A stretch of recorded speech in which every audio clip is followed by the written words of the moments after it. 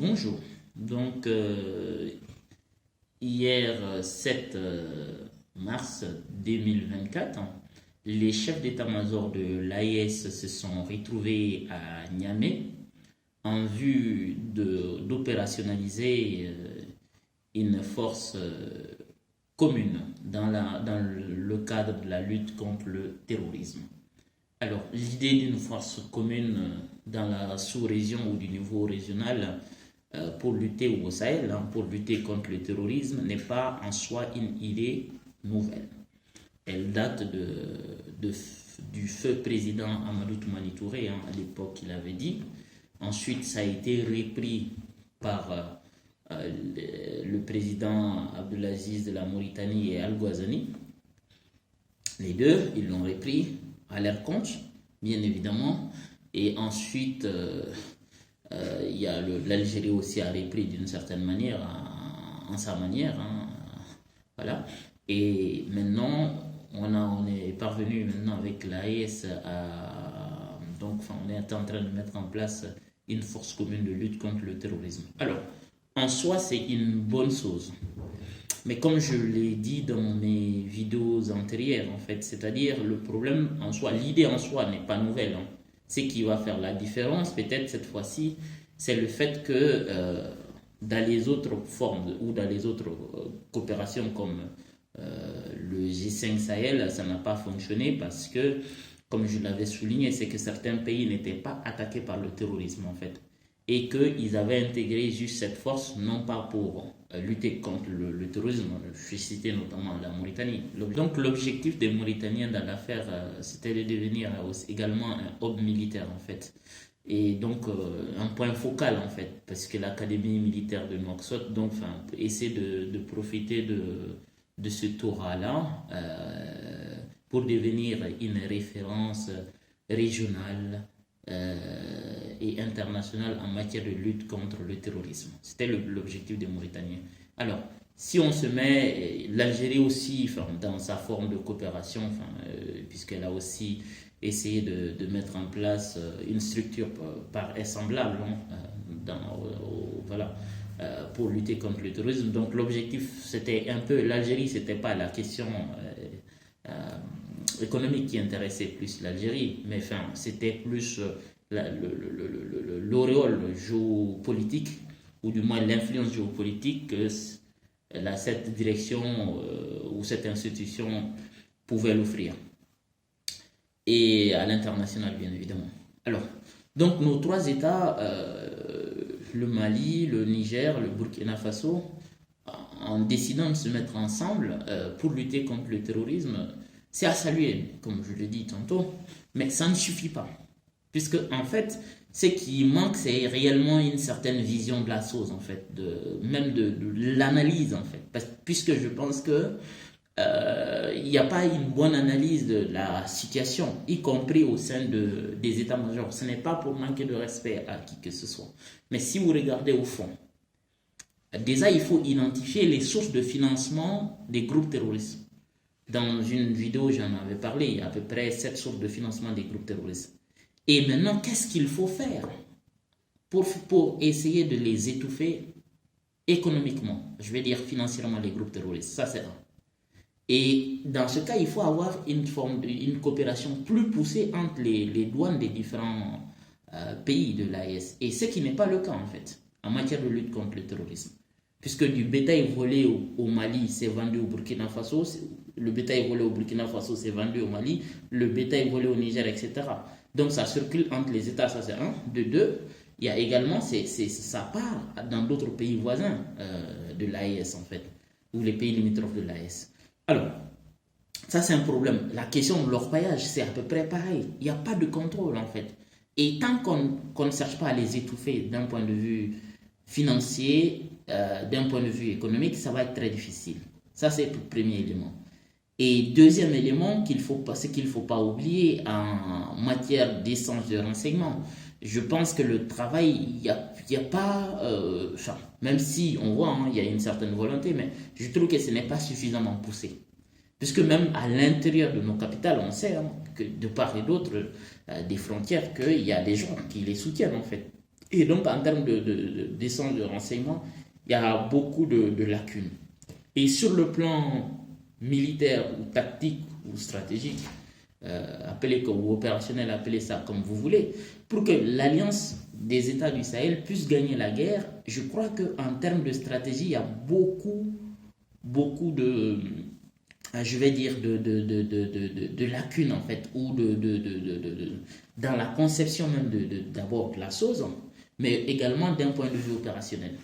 Vous ne pouvez pas lutter contre le terrorisme au Sahel en menant une guerre classique. C'est-à-dire pour gagner, pour que les États de l'Est gagnent la guerre contre le terrorisme, il faut que dans certaines zones touchées par les groupes terroristes, il faut d'abord déplacer les populations. On ne les déplace pas n'importe comment. Il faut d'abord construire, je sais pas, des villes moyennes et enregistrer ces populations, prendre les empreintes, tout ça. Scolariser les enfants de là-bas. Il ne faut pas les lécher que ces déplacés internes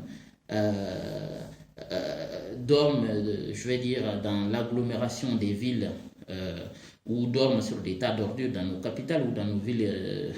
Ce n'est pas normal en fait. Et déjà, ça crée beaucoup de difficultés à lutter contre le terrorisme.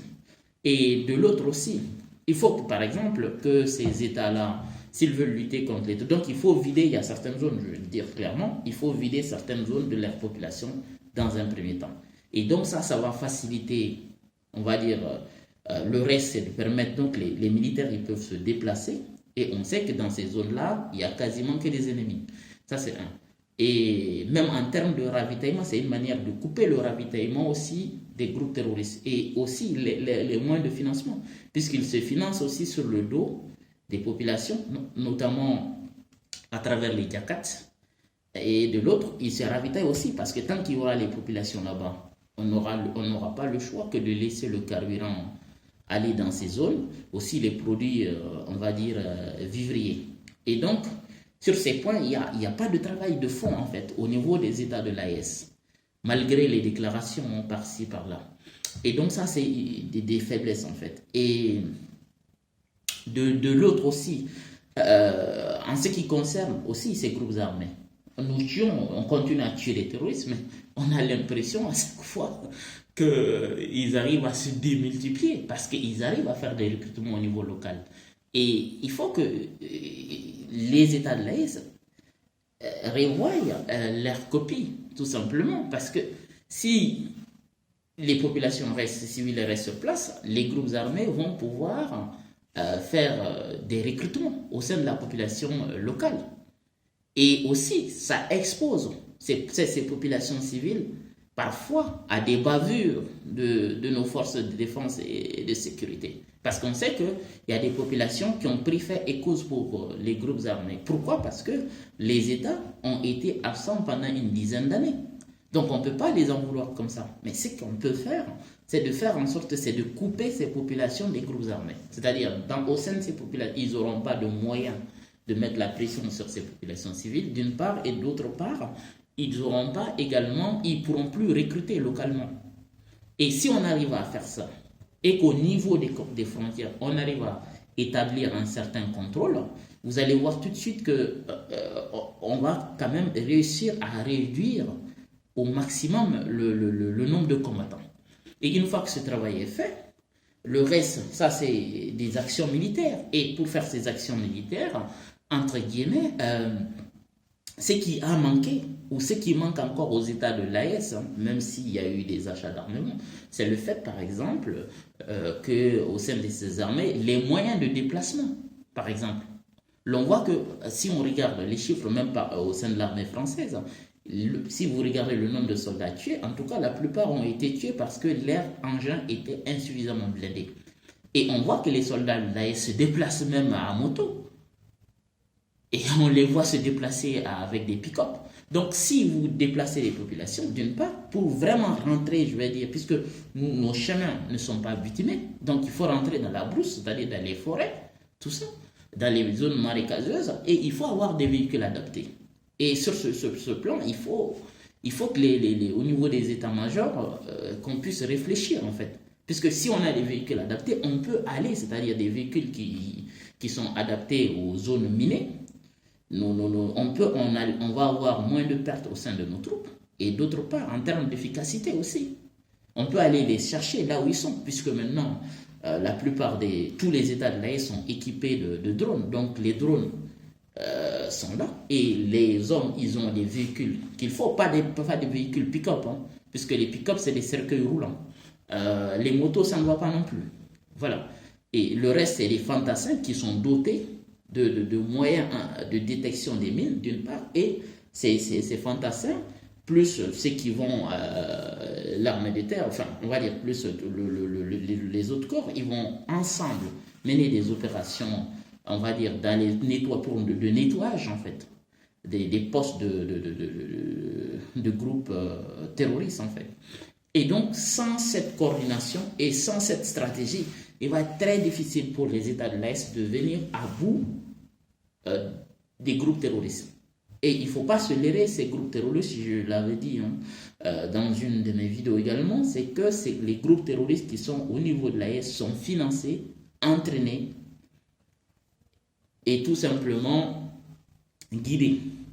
Je ne dirais pas par qui, voilà, je ne rentrerai pas dans les détails, mais tout le monde le sait. Voilà, ça c'est bien connu en fait. Et ce n'est pas simplement